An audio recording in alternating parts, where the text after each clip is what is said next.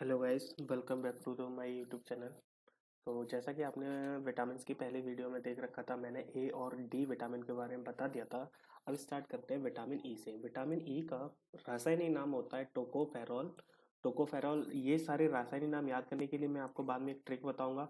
Otherwise आपको जैसे याद करना है आप याद कर सकते हो, ठीक है। तो इसमें कोई ज़्यादा उतना बड़ा है नहीं है। तो विटामिन ई का रासायनिक नाम होता है टोकोफेरॉल। विटामिन ई है, उसके लक्षण क्या होते हैं? ये सुंदरता का विटामिन होता है। आपने विटामिन ई के कैप्सूल्स भी खाए होंगे जो ग्रीन कलर के आते हैं, उन्हें विटामिन ई के कैप्सूल बोलते हैं, जो सुंदरता के लिए ज़्यादा बेनिफिशियल होते हैं। त्वचा का विटामिन बोला जाता है ये। जनन क्षमता का विटामिन भी बोला जाता है, एंटी स्टर्लिटी विटामिन। मतलब कि आपकी जनन क्षमता अगर थोड़ी सी भी कमज़ोर है, क्या है, तो आप विटामिन ई का सेवन कर सकते हैं। त्वचा में के लिए भी विटामिन ई का, मतलब सुंदरता है तो त्वचा में ही सुंदरता होगी, उसके लिए विटामिन ई। स्रोत स्रोत क्या है? मछली के तेल में मिल जाता है, ऑयल सीड्स में मिल जाता है, ड्राई फ्रूट्स में मिल जाता है। ड्राई फ्रूट से भी ऑयल मिलता है, तो एक तरह से ये वाला इसमें मर्ज हो सकता है। विटामिन ई की कमी से होने वाले रोग हैं, मसल्स में ऐंठन होती है, सॉरी, जनन क्षमता में कमी, स्टर्लिटी। ठीक है, नेक्स्ट पे आते हैं। तो नेक्स्ट है विटामिन के। तो ADE के, लास्ट वाला बचा है जो वसा में घुलनशील होते हैं, विटामिन के। विटामिन के का रासायनिक नाम होता है फाइलोक्विनोन। फाइलोक्विनोन यहाँ इंग्लिश में लिखा हुआ है, स्पेलिंग देख सकते हो आप। इसके जो लक्षण होते हैं वो है, ये रक्त स्कंदन या फिर रक्त जमाने वाला विटामिन होता है। मतलब कि जब आपको कभी भी चोट लगती है तो विटामिन के की वजह से रक्त का थक्का जमता है, जो आपने बचपन में इंग्लिश में बोलते हैं एंटी हीमोरिहेज। रक्त स्कंदन, रक्त जमाने वाला विटामिन कहा जाता है। स्रोत ग्रीन लीफ वेजिटेबल में यह विटामिन प्रोथ्रोम्बाइन के साथ रक्त जमाने में सहायता करता है। विटामिन ई के लिए, सॉरी, के के लिए एक, विटामिन के लिए एक नोट है। विटामिन अपना कार्य को एंजाइम के रूप में करते हैं। मतलब कि जो विटामिन अपना कार्य करेंगे वो को एंजाइम के रूप में करेंगे।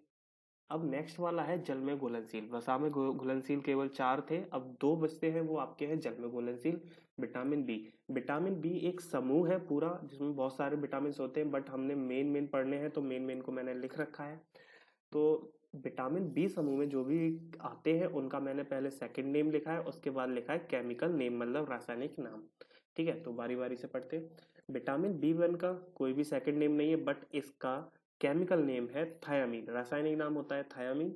विटामिन बी 2, इसको विटामिन जी के नाम से भी जानते हैं, इसको बोलते हैं राइबोफ्लेनिन। विटामिन बी 3 का भी फिर से कोई सेकंड नेम नहीं है, लेकिन इसको बोलते हैं नियासिन, केमिकल नेम है।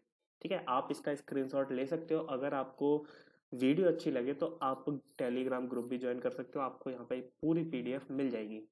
विटामिन बी 5, इसको विटामिन पीपी या विटामिन पीपी, इसका पूरा नाम होता है पोटेंशियल परमिएबिलिटी, और इसका रासायनिक नाम है पेंटोथेनोइक एसिड।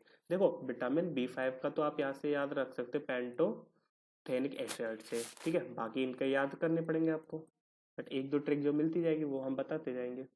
विटामिन बी 6 है। विटामिन बी 6 का कोई सेकंड नेम नहीं होता, बट इसको 6 से याद रख सकते हो क्योंकि ये बी 6 है, तो इससे आ जाएगा पायरिडॉक्सिन। डॉक्सिन में एक्स आया और इसमें भी एक्स आया, उसके थ्रू आप इसको याद रख सकते हो। विटामिन बी 7 का सेकंड नेम होता है विटामिन एच, और इसका रासायनिक नाम है, केमिकल नेम है बायोसाइटिन। विटामिन बी 9 का कोई सेकंड नेम नहीं है, विटामिन बी 12 का भी कोई सेकंड नेम नहीं है। तो विटामिन बी 9 का रासायनिक नाम होता है फॉलिक एसिड, और विटामिन बी 12 का रासायनिक नाम होता है साइनोकोब्लामाइन। ठीक है, के बारे में बात कर लेते हैं। ये विटामिन, सॉरी, इसका रासायनिक नाम होता है थायमिन, जो आपने लिस्ट में देख रखा है। ये विटामिन मिल्क, एग योग अनाजों में अधिक मात्रा में पाया जाता है। कार्बोहाइड्रेट में मेटाबॉलिज्म, उपापचय क्रियाएं जो होती है के लिए उत्तरदायी होता है। मतलब विटामिन बी मिल्क में मिल जाएगा आपको, एग योग में मिल जाएगा, अनाजों में मिल जाएगा, और इसका जो काम होता है वो मेटाबॉलिज्म, मतलब जो उपापचय क्रियाएं होती है उनके लिए उत्तरदायी होता है। विटामिन बी की कमी से एक आपको बेरी बेरी रोग होगा, एक GID, गैस्ट्रो इंटेस्टाइनल डिसऑर्डर, मतलब जो आंतों में होता है उसके थ्रू, ठीक है, उसमें कोई ना कोई रोग होगा।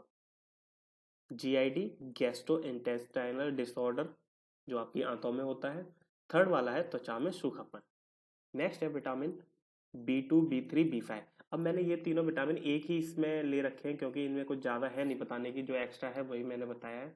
B2 का रासायनिक नाम होता है राइबोफ्लेविन, B3 का रासायनिक नाम नियासिन, B5 का रासायनिक नाम पेंटोथेनिक एसिड।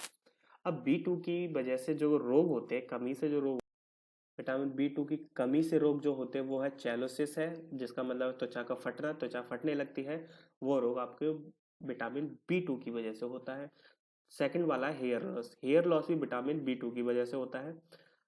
B3 का देखते हैं। B3 की कमी से होने वाले रोग है नर्वस डिसऑर्डर, तंत्र का तंत्र संबंधी जितनी भी बीमारियां तो वो होती हैं वो आपकी B3 के थ्रू होती हैं। सेकंड वाला है वृद्धि का रुक जाना, वृद्धि जब रुकती है तो उसका भी कारण B3 होता है। चलिए B5 पे आते हैं। पेलार्गा बीमारी, इसका मतलब है त्वचा के ऊपर स्पॉट पड़ जाते हैं, जो भी व्हाइट कलर के स्पॉट पड़ रहे हैं, किसी भी कलर के स्पॉट पड़ रहे हैं, जो त्वचा के ऊपर स्पॉट पड़ेंगे वो पेलार्गा बीमारी में आएंगे, और पेलार्गा बीमारी होती है विटामिन B5 की वजह से। सेकंड है मेंटल डिसऑर्डर, जो भी मानसिक बीमारी होगी वो विटामिन B5 में चली जाती है। नेक्स्ट है विटामिन B6, B7 और B12। विटामिन B6 का रासायनिक नाम है पायरिडॉक्सिन। इसकी कमी से रोग होते हैं एनीमिया, कभी कभी आयरन की कमी होती है। वो एनीमिया एक्चुअली दो टाइप का होता है, जिसमें एक तो आयरन की कमी हमेशा ही रहती है और एक होती है कभी कभी आयरन की कमी। तो जो कभी कभी आयरन की कमी होती है वो विटामिन B6 की वजह से होती है, तो वो वाला एनीमिया हो गया। और एक GID, पेट संबंधी विकार, जिसका मैंने अभी पीछे जिक्र किया था, वो उसमें भी होता है और B6 में भी होता है। ठीक है। नेक्स्ट है B7। विटामिन B7 रासायनिक नाम होता है बायोसाइटिन, और इसकी कमी से रोग होता है डर्माटाइटिस, मतलब कि त्वचा में मोटापा, फैटी होने लगती है आपकी स्किन, तो मतलब B7 की वजह से हो रहा है।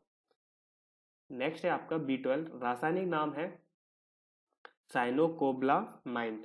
इसकी कमी से जो रोग होता है वो है पर्नीसियस एनीमिया, लगातार लौह तत्व की कमी। देखो पर्नीसियस एनीमिया आता है तो आपको B12 पे लगाना है, लेकिन अगर वो कह रहा है कभी कभी आयरन की कमी है तो समझ जाओगे एनीमिया तो है लेकिन B6 की वजह से हो रहा है, B12 की वजह से होगा तो लगातार लौह तत्व की कमी होगी। देखिए अभी तक विटामिन बी के बारे में हमने पढ़ रखा है, अब लास्ट विटामिन बचती है आपकी विटामिन सी। विटामिन सी को भी देख लेते हैं, इसके कुछ रोग होंगे और इसके लाभ होंगे और इसके बारे में थोड़ी सी इंफॉर्मेशन। विटामिन सी का रासायनिक नाम होता है एस्कॉर्बिक एसिड। सर्वाधिक मात्रा जो विटामिन सी की पाई जाती है वो पाई जाती है आंवला में, ये तो आपको पता होगा। ये विटामिन रसीले खट्टे फलों में देखने के लिए मिलता है। जो भी खट्टा फल होगा लेकिन रसदार होगा उसमें विटामिन सी आपको प्रचुर मात्रा में मिलेगा। ठीक है। इसकी कमी से होने वाले जो रोग होते हैं, विटामिन सी की कमी से होने वाले जो रोग हैं वो क्या है? बैचलर सिंड्रोम विटामिन, इसको कहा जाता है। मतलब कि एक बीमारी होती है बैचलर सिंड्रोम। ये बीमारी अक्सर बैचलर लोगों में होती है, जैसे कि जो लोग बाहर खा रहते हैं और खाना खुद बनाते हैं, तो उनमें ये विटामिन सी की कमी देखी जाती है क्योंकि वो आग के पास ज़्यादा रहते हैं। तो आपने देखा होगा कि ढाबे पर जो भी लोग काम करते हैं वो ज़्यादातर मेल होते हैं, उनमें विटामिन सी की कमी होती है। ठीक है। तो सेम वहीं से है। आग के संपर्क में नष्ट होने वाला विटामिन है। इसका प्रमुख रोग होता है विटामिन सी की कमी से, वो है स्कर्वी, मतलब कि मसूड़ों से रक्त आने लगता है। विटामिन सी के लाभ, प्रतिरोधक क्षमता में वृद्धि होती है, घाव भरने वाला विटामिन है, रक्त के जमने की दर को बढ़ा देता है, विटामिन के भी बढ़ाता है और ये भी बढ़ाता है। देखो प्रतिरोधक क्षमता को वृद्धि कर देगा, घाव भरने में वृद्धि कर देगा, मतलब रक्त जमने की दर को बढ़ा देता है। एक कोई नोट पॉइंट है इसमें, यदि इस विटामिन की एक तय मात्रा शरीर में ली जाए तो जुकाम की संभावना नहीं होती है, और ये जो मात्रा है 0.1 म्यूग्राम पर डे। अगर इतनी मात्रा अगर विटामिन सी की आप लेते हो तो आपको जुकाम वगैरह नहीं होगा। ठीक है।